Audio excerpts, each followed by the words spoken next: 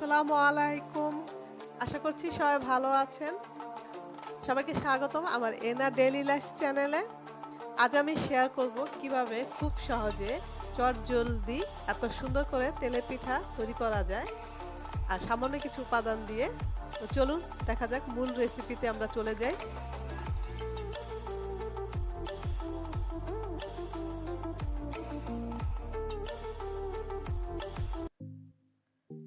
তো এখন আমি তেলের পিঠা তৈরি করার জন্য আমি নিয়েছি এখানে খেজুরের গুড়। তো খেজুরের গুড়টা দিয়ে তৈরি করবেন তাহলে দেখতে খুব সুন্দর হয় আর দেখতে সুন্দর হলে খেতেও ভালো লাগে। এখানে আমি নিয়ে নিলাম ১ কাপ, মোট নিলাম ১.৫ কাপ পরিমাণ চালের গুঁড়া। চালের গুঁড়া দিব, সাথে ০.৫ কাপ দিয়েছি আমি, ১/২ কাপ দিয়েছি আটা। আটা বা ময়দা যেটা ঘরে থাকে দিলেই হবে একটু সফটের জন্য। তাহলে একটু সফট হয়, পিঠাটা ঠান্ডা হলে আর শক্ত হয় না। আর এখানে খেজুরের গুড় আমি পানিতে ভিজিয়ে রেখেছি যাতে গলে যায়। তো খেজুরের গুড় দিয়ে তৈরি করার চেষ্টা করবেন। আর এখানে আমি দিয়েছি বেকিং সোডা সামান্য পরিমাণ, লবণ দিচ্ছি ১/২ চা চামচ, আর সামান্য একটু গরম মসলা পাউডার দিলাম। তো সবগুলো উপাদান আমি একসাথে মেখে নেব। এই তো দেওয়া শেষ, আর কিছুই লাগবে না। তো এই সামান্য চালের গুঁড়া আর লাগবে খেজুর গুড়। তো এখন আমি ভালোভাবে মেখে নিচ্ছি। প্রয়োজনে এখানে আমি কিছুটা পানি দিয়ে দিচ্ছি। আর এই তো আমার ব্যাটারটা রেডি। তো খুব বেশি পাতলাও হবে না আর বেশি ঘনও করব না। তো এরকম একটা ব্যাটার তৈরি করতে হবে। তো এখানে আমি চুলায় একটি কড়াইতে তেল বসিয়েছি। তেলটা গরম হয়ে গেছে। আমি একটু চেক করে নিলাম।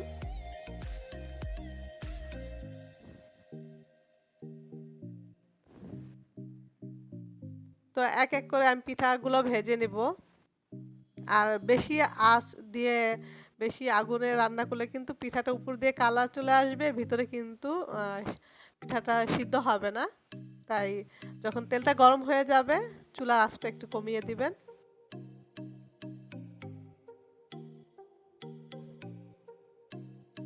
এই তো দেখতেই পাচ্ছেন কত সুন্দর ফুলে উঠেছে। ব্যাটারটা কিন্তু একটু পাতলা হলে ততটা বেশি ফুলবে না, ছড়িয়ে যাবে।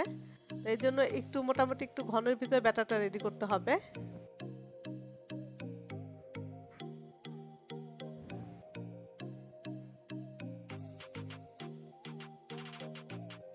তো এই শীতে কিন্তু খেজুরের গুড়টা অ্যাভেলেবেল পাওয়া যায়। তো চেষ্টা করবেন সবাই খেজুরের গুড় দিয়ে তৈরি করতে। তাহলে কিন্তু খেতে খুব ভালো লাগে, দেখতেও ভালো লাগে। তো সেম প্রসেসে আমি বাকিগুলো পিঠা এক এক করে ভেজে ফেলবো।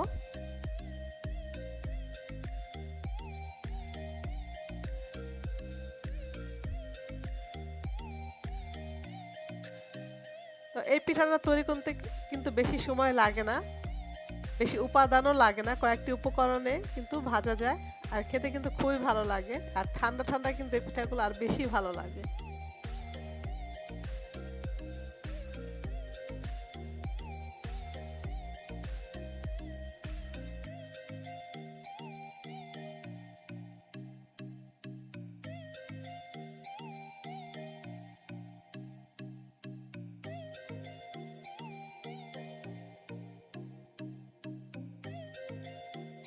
সবগুলো পিঠা কিন্তু আমার এখন রেডি, ভাজা হয়ে গেল।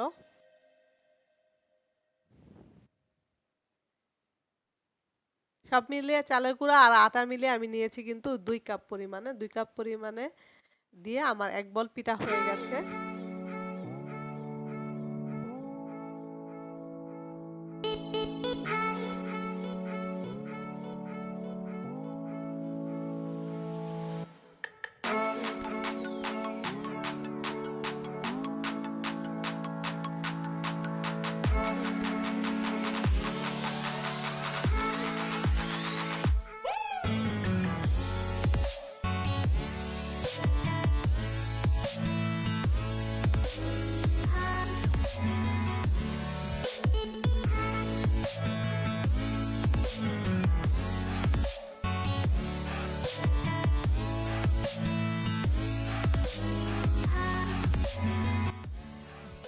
খুব সহজে কিন্তু এই তেলের পিঠাগুলো আমি বানিয়ে ফেললাম। আর খেতে কিন্তু অনেক ভালো লাগে। এই শীতে খেজুরের গুড় দিয়ে আপনারা বাসায় তৈরি করে খাবেন আশা করছি। আর খেতে কিন্তু খুবই ভালো লাগবে। আর যারা দেখছেন এক্ষুনি একটি লাইক দিয়ে দেখুন। আর যারা চ্যানেলটিকে সাবস্ক্রাইব করেননি সেই সাথে চ্যানেলটিকে সাবস্ক্রাইব করে ফেলুন। আর একটি সুন্দর কমেন্ট করে ফেলবেন।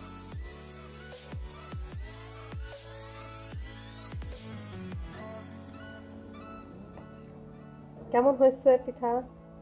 খুব ভালো হয়েছে। যারা যারা এই ভিডিওটা দেখতেছো আমার আম্মুর চ্যানেলে একটা লাইক করে দিবা আর সাবস্ক্রাইব।